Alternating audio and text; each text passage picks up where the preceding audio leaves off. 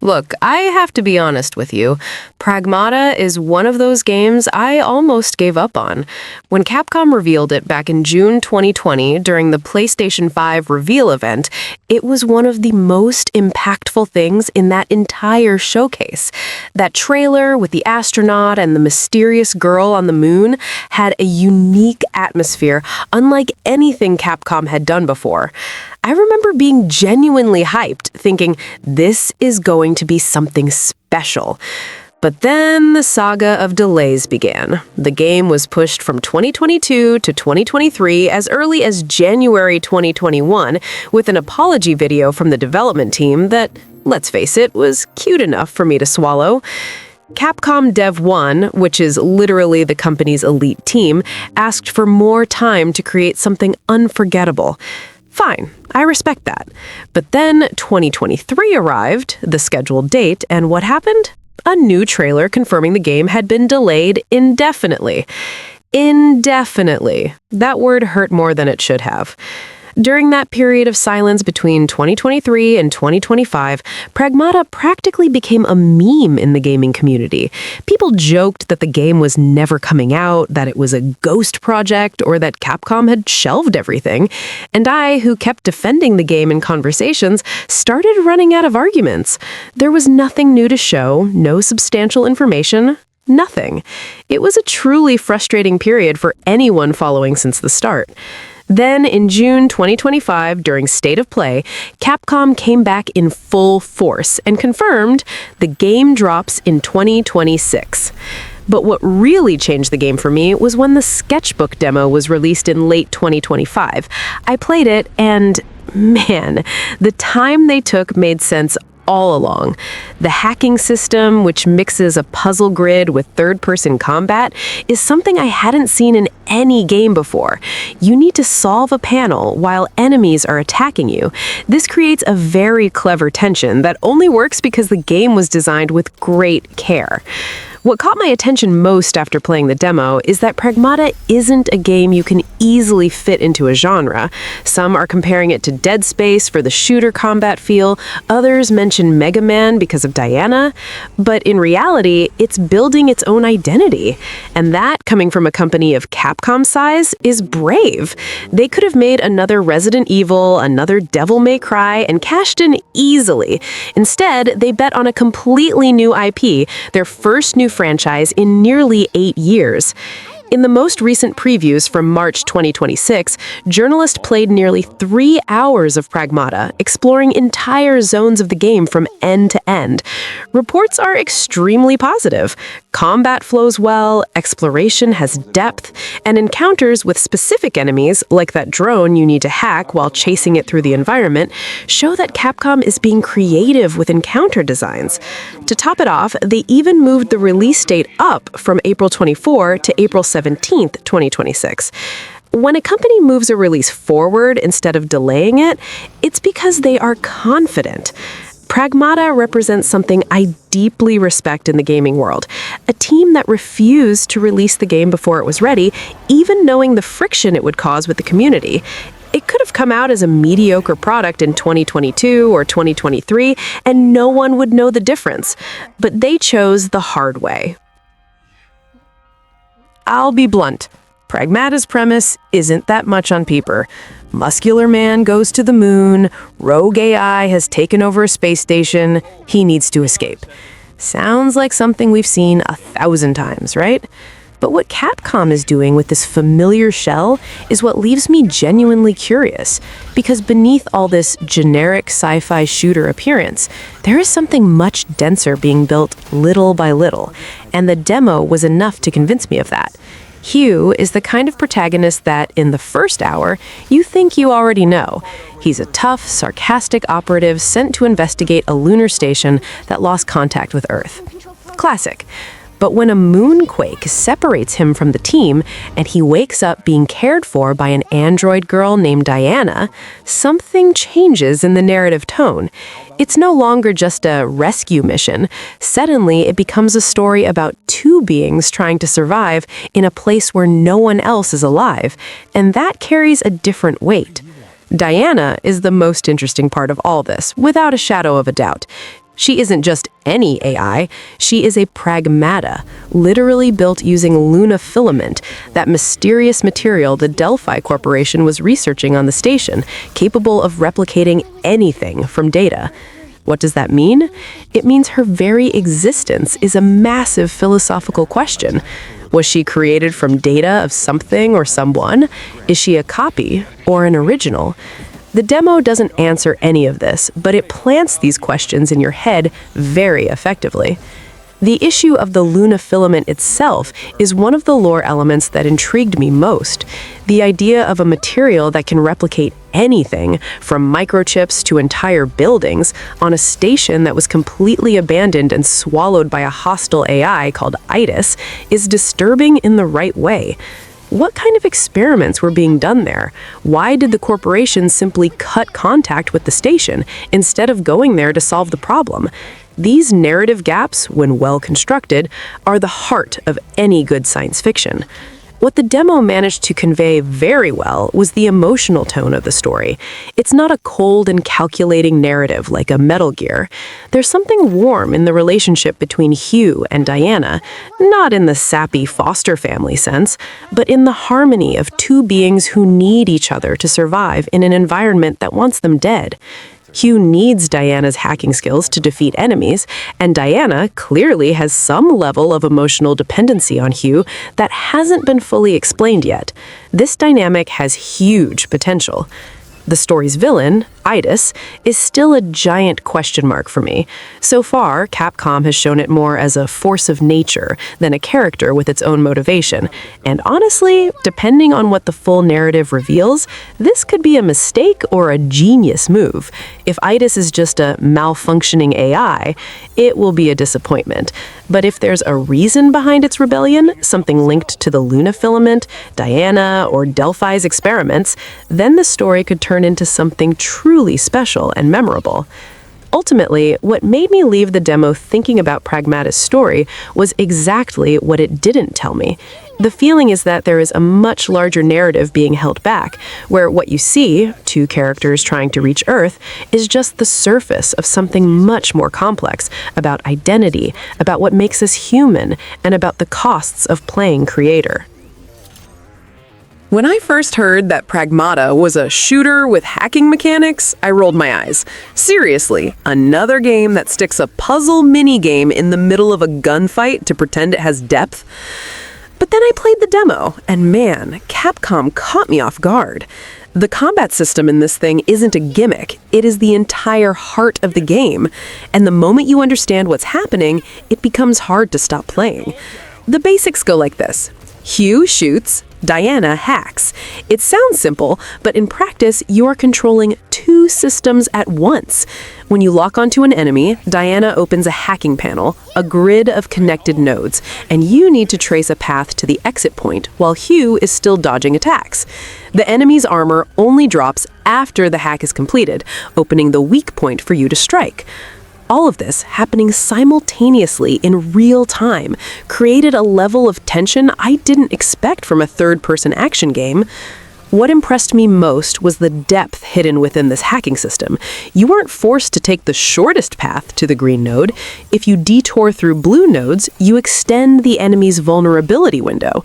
But this consumes more time, and while you're solving the puzzle, the enemy keeps attacking.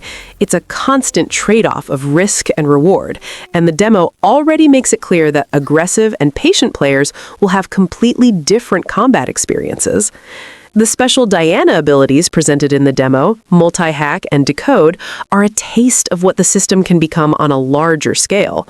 Multi-hack, which allows hacking multiple enemies at once, completely changed how I approached enemy groups. Decode, which increases damage to exposed weak points, became my favorite because I'm the type who prefers to hack fast and compensate with damage instead of trying to solve the longer puzzle with enemies hitting me. This gameplay style customization within such a specific system is a very positive sign. Hugh's movement also deserves highlight, because it isn't just cosmetic. His spacesuit allows for long, floating jumps and a short boost dodge, and all of this integrates directly into the combat loop. While Diana is hacking, you are using Hugh's movement to position yourself and evade. The feeling is that you are constantly juggling two sets of decisions at once, and when that rhythm clicks, it's genuinely satisfying in a way few action games can deliver. The exploration in the demo was good, but it's still where I have the most doubts. Diana using hacking to open locked doors and create alternative routes works well in what was shown, and this suggests that the level design will have a layer of verticality and shortcuts that I really like. But I want to see how this system holds up when the full game opens up the lunar station more. If exploration is too linear, environmental hacking will just become a door-opening animation. If the design is clever, it could be something memorable. What the demo truly convinced me of is that Capcom was making something genuine here, not just adding mechanics for the sake of it. Pragmata's combat system requires you to think and react at the same time, and it has a real skill ceiling. The more you understand enemy patterns and hacking panel layouts, the more fluid and elegant the combat becomes. I'll start with a confession. When I ran the Pragmata demo for the first time, I stood still for about 30 seconds just looking at the environment and doing nothing. Not because the game left me speechless, but because the abandoned lunar station has a visual silence so dense, so packed with detail, that my brain needed a second to process everything. Capcom spent years on this game, and every time I looked at a destroyed hallway or a window with the gray lunar surface on the other side, I could feel the weight of that time. The RE engine is absurd, and Pragmata is further proof of that. The ray-traced reflections in the demo, especially on wet metal floors and the station's rusted surfaces, have a quality I associate more with cutscenes than real-time gameplay. What caught my eye most was the global illumination, the way light from a distant source crosses a hallway and behaves differently depending on the surface it hits. It seems like a silly detail, but it's the kind of thing that separates a pretty game from one that looks real. Now, regarding platform differences, I played on PS5 and PC and checked out the technical comparisons circulating after the demo launched on Switch 2, and the result was interesting. PS5 Pro and PC stand out significantly, with PSSR and DLSS delivering clearly superior image quality. The standard PS5 has slightly weaker global illumination in performance mode compared to the Xbox Series X, but in quality mode, the two are very close. What's truly impressive is that the PC version on top-tier hardware barely manages to outperform the PS5, which says a lot about how well optimized the console version has been since the demo. The artistic design of the lunar station is where Pragmata really differentiates itself from anything Capcom has ever done. It's not the organic horror of Resident Evil, nor the industrial brutality of Devil May Cry. It's an aesthetic of scientific abandonment. Laboratories that were once immaculate, now covered in lunar dust. State-of-the-art equipment rusting alongside robot carcasses. Every environment looks like it was built by real engineers and then destroyed by time and neglect, not by cinematic explosions. This gives it a visual authenticity much more disturbing than any classic chaotic game setting. But what really surprised me was the recent revelation about the New York stage in the game. Capcom confirmed that the design of that environment was intentionally made to look AI-generated, as if IDIS itself had reconstructed the city from data, and that is a huge creative flex. Using art direction to reinforce a narrative element about the role of artificial intelligence in the game story is the kind of detail that separates developers who think of graphics as a tool for storytelling from those who think only of technical fidelity. Diana, visually, is a chapter of her own. Her design is minimalist in an almost disturbing way. She looks human enough to create empathy, but artificial enough to maintain that constant feeling that something is slightly off. The particle effects when she uses hacking abilities are beautiful, but what really stayed with me was her facial expression during gameplay moments. The RE engine delivers a richness of facial animation that makes you forget you're looking at a digital model, and that weighed heavily on the demo's immersion. Pragmata is one of the most beautiful games I've played in a demo in recent years, not because of polygon counts or texture sizes, but because every visual choice seems to have an intention behind it. The game ran solidly in the demo, without stuttering on PC with well-done shader pre-compilation, and Capcom has still time to polish before launch.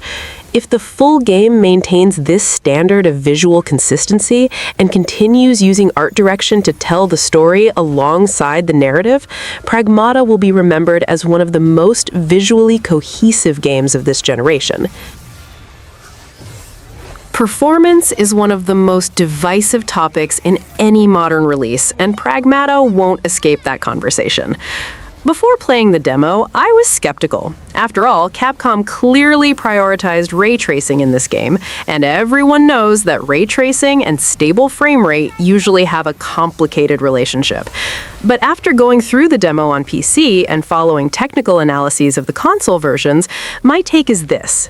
Capcom did a technically impressive job with the RE engine, but there are still some stones in the path that need attention before the April launch. On PC, the situation is good. Better than I expected, actually. The demo went through shader compilation at the start without any of the horrible stutters we see in other RE engine games.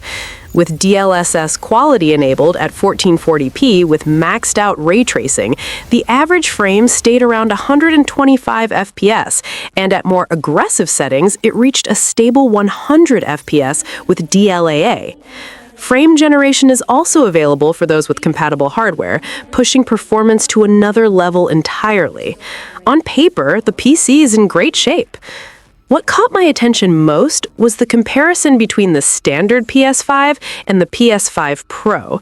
Sony opened the checkbook for Pro owners here. The console manages to maintain 60 FPS with ray tracing and significantly better resolution than the base PS5. The base PS5 has two modes, performance and quality, and neither impressed me the way I expected. Quality mode does deliver ray tracing, but drops below 60 FPS in some denser combat moments. Performance mode maintains stable 60 FPS, but sacrifices lighting and hair rendering quality in a way that, honestly, makes it look like a visually different game. A technical detail that bothered me a bit was the internal resolution on PS5 in fidelity mode. The demo renders at 1080p internally with upscaling to 4K, which for a PS5 in 2026 seems like a relatively low target, especially considering the RE engine has delivered sharper results in other games on the same hardware. It's not that it looks ugly, Sony's upscaling does a decent job, but when you put the PS5 Pro in the same room with full ray tracing and a noticeably cleaner image, the standard PS5 loses its shine faster than it should. The Xbox Series X sat in an interesting spot in this comparison. Performance in both modes, frame rate and resolution, was consistent most of the time at 60 FPS, but resolution mode showed some occasional drops in more intense combat situations. It's not severe, but it's the kind of instability I expect to see fixed by the final release. The Xbox Series S version, as expected, made larger concessions in resolution and lighting, but still ran in a playable manner, a result that is a pleasant surprise given the more limited hardware. The Switch 2 version is where the situation gets delicate. Capcom made the decision to run internally at 540p in docked mode to hit 60 FPS, and that's a number that stings a bit, even with upscaling. Nintendo certainly has a decent upscaler, but a 540p base is very low, and in high action scenes, the Switch 2 showed drops below 60 FPS in the demo. It's the kind of compromise I understand technically, the hardware is what it is, but it will be an inevitable point of criticism when the game reaches the general public. Overall, Pragmata is technically solid where it matters most, PC and PS5 Pro. The real problem is that Capcom still needs work on the base PS5, especially in quality mode, and the Switch 2 version will require serious adjustments before April. But what makes me optimistic is that all these data points came from demos, not final code, and Capcom has a good track record of polishing performance between demo and launch. If they use this remaining time correctly, Pragmata could arrive as one of the most technically sound titles of the year. I'll be honest from the start. After playing the demo and following everything Capcom has shown, I'm standing here with my card in hand waiting for April 17th to arrive. But that doesn't mean I'm going to recommend the same decision to everyone without first asking some important questions. Pragmata is a game that will clearly divide opinions, not because it's bad, but because it asks for a specific type of player to work right. Knowing whether you were that player or not will make all the difference between a memorable experience and an expensive disappointment. The first factor to consider is the price. The standard version goes for $59.99 on PC and the deluxe for $69.99, and this is in a scenario where the campaign length is still an unknown. The whole community is discussing this, and the most realistic consensus points to something between 12 to 15 hours, which is the standard for Capcom's linear action adventures. Paying $60 for 12 hours of gameplay isn't absurd when the quality is high. Resident Evil 4 Remake proves that. But it's a conversation you need to have with yourself before buying at launch. The game is clearly recommended right at launch if you enjoy the action loop of games like Control, the tension of Returnal, or if you're a fan of third-person shooters from the PS3 and Xbox 360 era, but always wanted something more intellectually stimulating. The real-time hacking system creates a combat rhythm that doesn't exist in any other game on the market, and those who enjoy mastering specific mechanics and feeling skill progression will find a high ceiling to explore here. On the other hand, there is a player profile for whom I say clearly, wait. If you're the type who prefers open worlds to explore at your own pace, or games with 30 hours of guaranteed content, or if you historically dislike mechanics that require multitasking under pressure, Pragmata will frustrate you. The game is linear, requires constant divided attention, and has a very specific combat loop. It's not the kind of experience that shapes itself to the player. The player is the one who needs to shape themselves to it. There's another point that weighs on my decision.